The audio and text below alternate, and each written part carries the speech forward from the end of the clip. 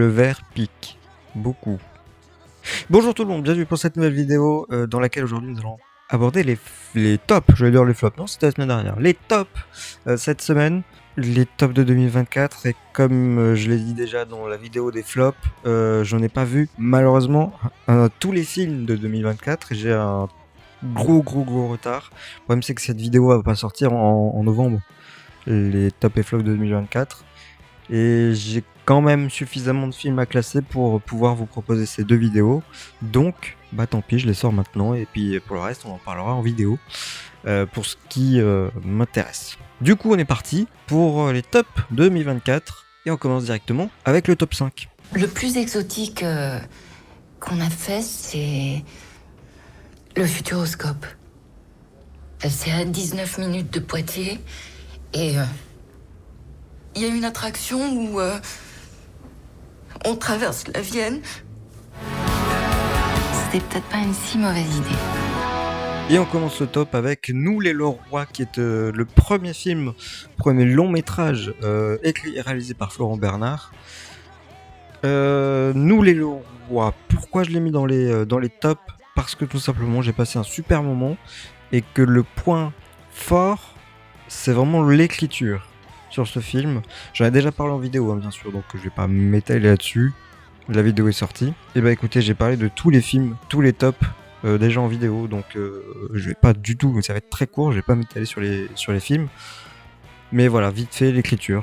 Principalement du film, c'est le point fort, c'est l'écriture. La réal est très simple, très basique, mais en même temps très terre à terre, comme le film le veut. Et surtout, le point fort, c'est l'écriture. Vraiment, c'est l'écriture. Bref. Moi j'ai passé un super moment devant ce film, très drôle, donc je vous invite à le voir si vous l'avez pas encore vu, mais Nous les Leroy, c'est très cool, et ça mérite totalement d'être dans un top. Voilà, bah écoutez, on passe déjà au top numéro 2, hein. Qu'est-ce que vous voulez que je vous dise, j'en ai déjà parlé. Top numéro 2.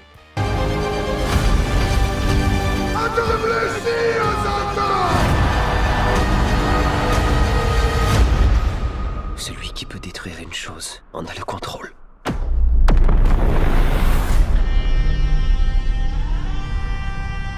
D'une partie 2, je pensais pas du tout mettre ce film dans un top, parce que le premier m'avait pas emballé au niveau de l'histoire, et c'est un peu barbant je trouve. Écoutez, le deuxième, je suis davantage dans l'histoire, davantage dans le film, et j'ai passé un super moment au cinéma. Ce qui est pas toujours le cas pour tous les films que je vais voir au cinéma, mais là j'ai passé un super moment. Le son au début, la voix super grave là, ça m'a réveillé, j'avais oublié qu'il y avait ce détail, ce petit truc au début. Non mais franchement, bien sûr Denis Villeneuve, il y a un moment donné Denis Villeneuve. Le duo Zendaya, Timothée Chalamet qui fonctionne aussi. Il y a plein de choses à dire de positif sur ce film. J'en ai déjà parlé en vidéo également, donc je vous invite à la voir. Mais écoutez, moi j'ai passé un super moment et je peux le revoir sans problème, contrairement au premier où pas très fan, j'ai pas très envie de le revoir, je suis pas très emballé. Et là franchement c'est quand même mieux. Donc je suis obligé de le mettre dans les tops. Là je pouvais pas faire autrement, surtout pour la réal de Denis Villeneuve, merci. Mais en termes d'expérience, de visionnage, comme j'ai fait pour les flops, et bah là c'est pareil. Et je peux que le mettre en 4ème position. Voilà. On passe déjà au top numéro 3. Il n'y a rien de plus difficile que d'affronter l'inconnu et triompher de ses peurs.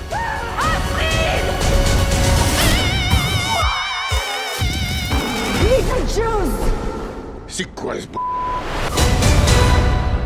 Alors pour ce top numéro 3, ça risque de pas être la même chose pour tout le monde, mais Beetlejuice. N'oublions pas que c'est le deuxième. Film réalisé par Tim Burton, comme le premier. Et pourquoi je mets ce film en 3ème position? Déjà parce que je l'ai vu 2 fois, j'ai passé les 2 fois un très bon moment sur le visionnage.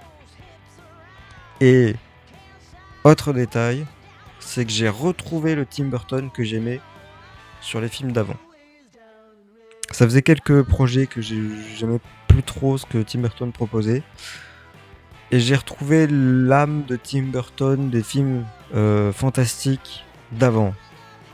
Et rien que pour ça, je suis obligé de le mettre dans mon top et de dire que j'ai aimé ce film. Oui, j'ai passé un super moment et voilà, c'est génial.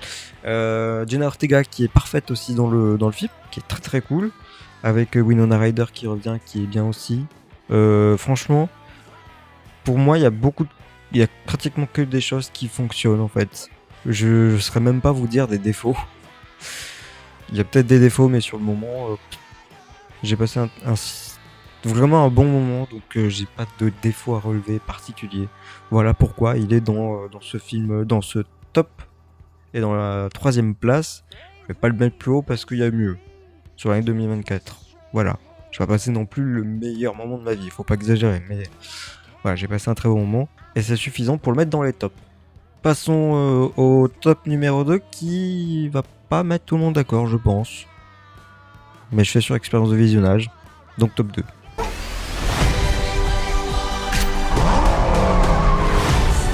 On va l'encercler. Et on va lui foutre une dérouillée de l'espace.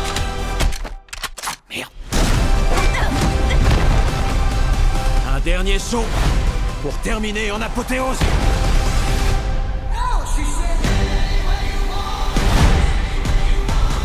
Fall Guy, qui est un film qui est sorti donc cette année, je crois que l'année dernière, pardon, il est sorti en mai, j'en ai déjà parlé en vidéo bien sûr également. Je sais plus par qui. Je sais plus par qui il est réalisé. C'est pas David Leitch? Non, pas David Lynch. Qui a réalisé Bullet Train, que j'avais plutôt bien apprécié, avec Brad Pitt. Et donc dans ce film, nous avons Ryan Gosling et Emily Blunt, et j'ai passé vraiment, mais alors vraiment un super moment. Le film mélange donc les scènes d'action hyper ambitieuses, on va dire, avec plein de mises en scène, de plans très intéressants, et également un petit peu d'humour qui vient contraster le tout. Franchement, j'ai passé, je vous le dis, vraiment un très très bon moment, donc je ne peux pas faire autrement que le mettre dans les tops. Je sais que pour certains, avoir ce genre de film dans un top, c'est quand même particulier, bah pas pour moi.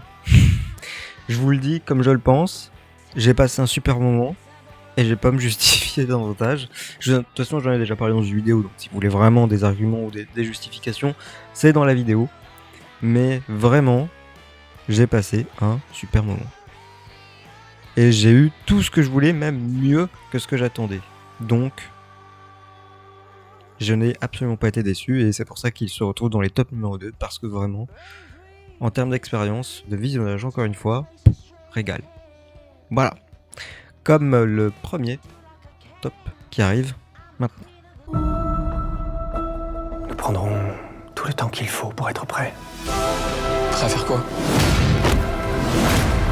À se venger. Chérie, je te présente enfin le comte de Monte Cristo. Albert, que sais-tu de cet homme? Le comte de Monte Cristo en top 1, est-ce que c'est vraiment une surprise de ma part? Je suis pas sûr, parce que l'an dernier c'était les 3 mousquetaires d'Artagnan, hein. Pas Milady, faut pas exagérer, mais d'Artagnan qui était en première position, donc franchement il n'y avait pas de gros suspense pour cette année, même si j'en ai déjà parlé du con vidéo, et sur cette première vidéo j'étais un peu mitigé, et je l'ai revu au cinéma une 2e fois, ce qui est très rare. Et j'ai passé un super moment, beaucoup mieux que la première fois. Et rien que pour ça, déjà c'est très positif. Et puis la performance de tous les acteurs, de Pierre Ninet notamment, qui n'a pas gagné de César. Alors par contre, il y a un truc qui commence à m'agacer, c'est que les Césars ont donné la récompense des décors, oui, au Comte de Monte Cristo, et je crois des costumes. D'accord. Et le reste? Je veux dire, où est le reste? Vous avez regardé le film, vous êtes sûr? Parce que on dirait pas là, hein. Ou alors on n'a pas vu la même chose, mais c'est pas possible. Voilà. Très honnêtement, je crois que j'ai tout dit. J'adore ce film, vraiment. Et c'est le genre de film que t'as envie de voir au cinéma, en fait, français. C'est tout. Alors, peut-être pas que des films d'époque, hein. Ce serait bien qu'on ait des films soit futuristes, soit qui soit ambitieux tout simplement, avec de l'ambition, beaucoup d'ambition. Et c'est ce que ce film avait, et il a réussi pour moi tout ce qu'il avait à réussir. C'est un grand film, non pas qu'il soit très long, parce que oui, il dure un petit peu, il dure pratiquement 3 heures, mais c'est un vraiment grand film qui mérite beaucoup plus en termes de récompense, même si c'est fini, dommage. Il a quand même obtenu le César des lycéens. Je sais pas trop ce qu'il vaut, mais voilà. Les lycéens ont parlé, merci d'avoir parlé. Et là pareil, hein, les musiques au César, je sais plus ce que c'est, je crois que c'est Mia Perez qui a remporté. Ça a tendance à m'agacer. Hein. Déjà que l'an dernier on nous avait évincé les 3 mousquetaires pour musique pour le règne animal. J'ai aucune idée de ce que c'était la musique du règne animal en tête, là je l'ai pas en tête, c'est ça que je veux dire. Alors que les 3 mousquetaires, je l'ai. Tu me dis les 3 mousquetaires, je l'ai directement en tête. C'est ça le problème. Et c'est pareil pour le conte de Monte Cristo. Bref, voilà, c'est fait. C'est très court, hein, évidemment, chez moi c'est très très court. Globalement, encore plus quand j'ai parlé de tous les films déjà en vidéo, donc j'ai pas plus m'étaler. Puisque j'en ai déjà parlé. C'est tout pour les vidéos top et flop de cette année. Écoutez, on se redit peut-être l'an prochain, peut-être plus tôt, mais c'est pas sûr. Hein. Encore une fois, c'est vraiment pas sûr. Pour l'an prochain, mais on fera ce qu'on peut. Voilà. Et puis tous les films dont je n'ai pas parlé dans les sélections des top et flops cette année, enfin de l'année 2024, il y aura quelques films évidemment que je ferai en vidéo. Ça c'est sûr, notamment le Robot Sauvage, L'amour ouf, et j'en ai plus en tête, il y a peut-être Vice Versa 2 que j'ai pas encore vu. Il y en a plein en fait. La liste est très longue, vraiment. Et j'en ai en plus là, de 2024 que j'ai pas encore vu mais que je vais voir bientôt. Donc voilà, ça arrive soon. On va jouer à la Netflix. Bref, merci à vous. On se donne rendez-vous à la prochaine pour une vidéo avis ou réaction. Portez-vous bien.